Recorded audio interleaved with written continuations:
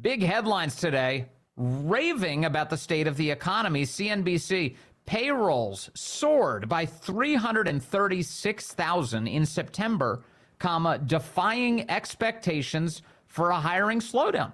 So good news, says CNBC and so many of the other outlets. They're saying this is great data. Great data. In fact, here's Joe Biden today taking a very slow-spoken victory lap about what's happening with the economy. And inflation is coming down at the same time. It's down 60% since last summer. Core inflation was just 2.2% over the past 3 months. And now we have the lowest inflation of any major economy in the world. So prices are still going up. That's what inflation means. So in other words, you have to pay a lot more with each passing month for everything you buy. But they're going up a little bit more slowly. Aren't you happy about that? Here is more Biden today saying it's something that he said a million times now. He thought you were too dumb to know what a supply chain was because he was too dumb to know what a supply chain was. Before the pandemic, supply chains was a phrase most people didn't even associate with, didn't think much about. And but today, after a few delays in availability of parts and products everyone has known about, they know why it's so important. Yeah, now everyone understands why a supply chain is important. Really? Is it? If you are actually a person who learned what a supply chain is because of the pandemic, let me know. I don't believe that for a second. Honestly, I really think that Biden just had no idea what it was, and then he discovered it over the course of the government shutdowns.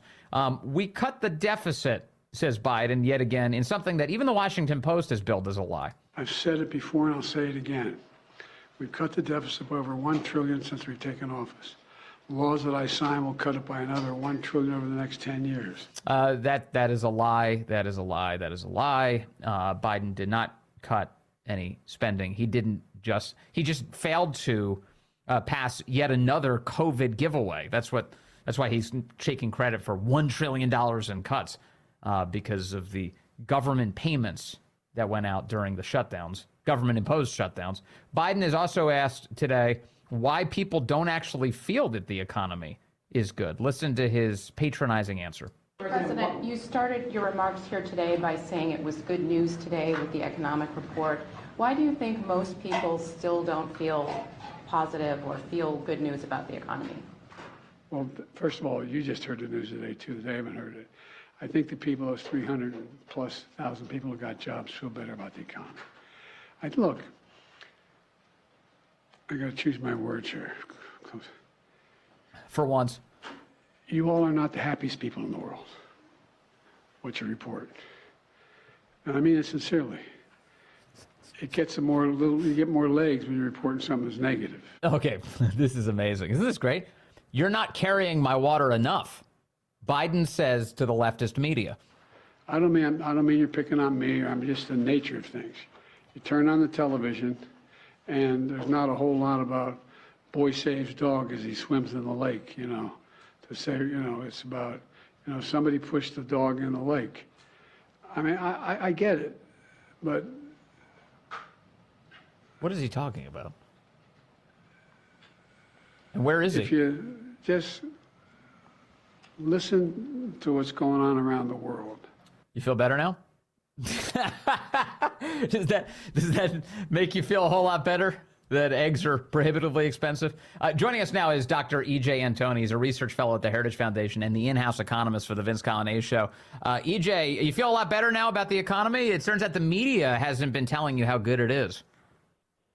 Vince, I was already not feeling good about the economy, and then you made me listen to all that drivel, just like you did the last time I came on. I mean, you're getting me frustrated right out of the gate here.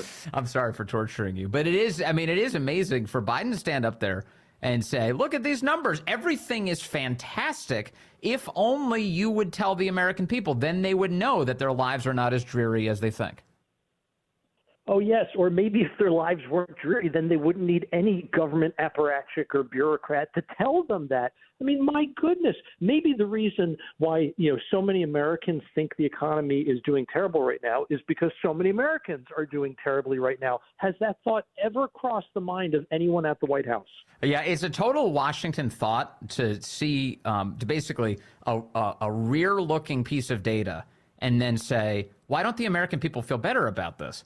Because as you know, as you've told me, these economic reports are actually lagging indicators of what's actually already going on in the country, and people truly are miserable. The prices, they're still going up, aren't they, EJ? Absolutely. And I was so mad earlier, and you just made me mad again when the president brought up supply chains, talking about them as if they're the cause of inflation. Let's do a little thought experiment, okay? There's a recent report. It's been out for several months now by S&P Global, where they look at supply chain problems around the world, and they have determined that things are actually, on the whole, at the exact same level today in terms of supply chain problems or ease as they were before the pandemic. In other words, we're back to normal. Okay, there are no additional costs being imposed because of supply chains on average. Some things are more expensive, some things less. But the point is that if that really had been the cause of inflation, then as soon as those problems went away, prices would have come back down. They haven't. They're still going up. No question. And in fact, I'm constantly reminded of when Biden straight up declared that the government was responsible for inflation. This was back in November of 2021. I'm going to play it again. I think you and I have played it several times together, but I need people to hear it once again. This is Biden in the Port of Baltimore, 2021. It can delay shipment of furniture or clothing, reduce worldwide supply, and driving up prices here in America. And the irony is people have more money now because of the first major piece of legislation I passed. You all got checks for $1,400. You got checks for a whole range of things.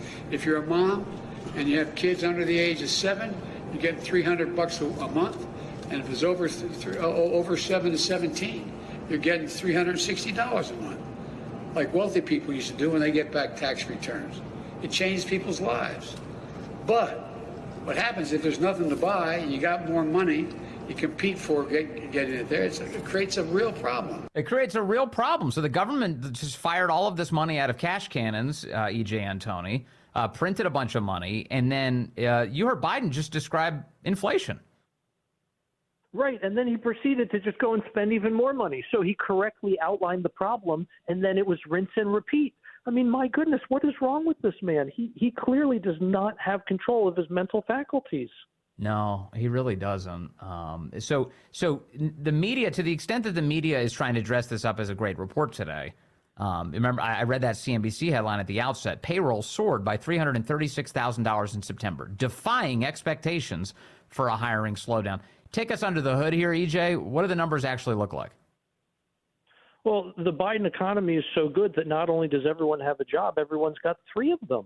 I mean, my goodness, literally the entirety of the job gains last month weren't full-time jobs. We lost full-time jobs. All the gains came from part-time jobs. In other words, people either can't find full-time work or they already have full-time work and they're having to go out and get a second or even a third job that's part-time in order to make ends meet. The idea that somehow the American family is thriving today, nothing could be further from the truth.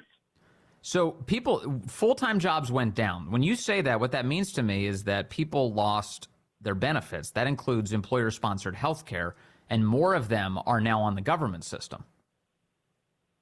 Oh, absolutely. And speaking of more people being on government, more than a fifth of all the jobs that were added in this last report were government jobs. And the reason why that's so important to consider is the fact that all of those jobs need to be supported by the private sector jobs. And so if you want to look at this on net, you need to take out all of those additional government jobs because that's not actually adding to the real value of the economy. It's actually a subtraction because someone else has to pay for it. Yeah, it does tell you a lot if what were the numbers in September in terms of people who doubled up on jobs?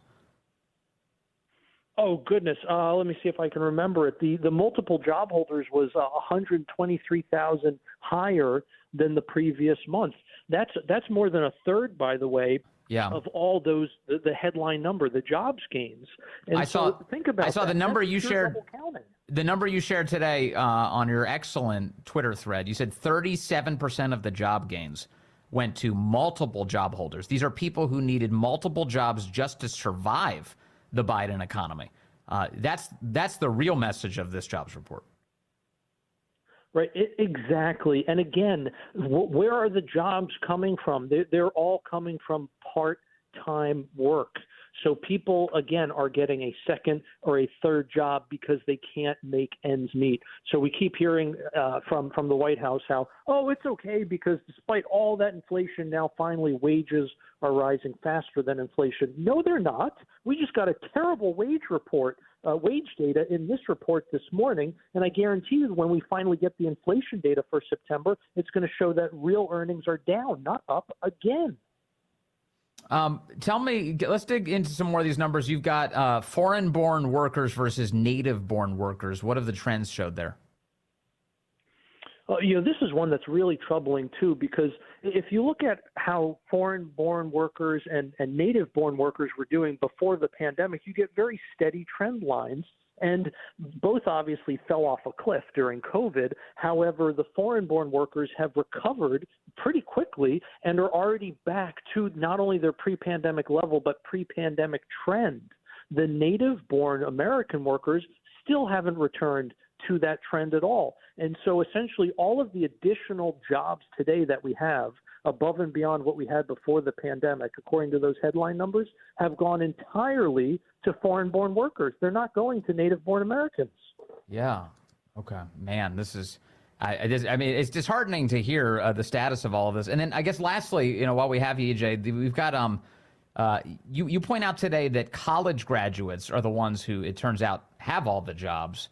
And yet Biden is cooking up unilateral, unconstitutional cash giveaways to that group of people? Absolutely. And, this isn't to say that all college grads are doing great. Obviously, if you got a major like gender studies, you're in a mountain of debt with probably no hope of repaying it. But that's your fault. You that was foreseeable, I think. Exactly. But if you want to look at the employment level, the unemployment rate, I mean, you name it, by virtually any metric, this is a cohort that is doing far better than anybody else. Their unemployment rate is 2.1%. There are 63 million of them with jobs right now. In fact, not only, again, do they have more jobs than the pre-pandemic level, but they're back at their pre-pandemic trend. They have completely recovered. Their earnings, again, as a cohort, not individually, but as a cohort, their earnings have actually outpaced inflation the last 2.5 years. And so if we want to give any group a bailout, it's certainly not them. We shouldn't be paying off their student loans, courtesy of all the other taxpayers who don't have a college degree. All right, EJ Antoni, who always digs into the real data. Every time one of these reports come out, you should really be following him on Twitter. He gives a kind of a snap reaction to it that includes a bunch of important charts and data and information, and it's the kind of thing that even I can understand. EJ Antoni, thank you very much. Really appreciate your time as always, sir.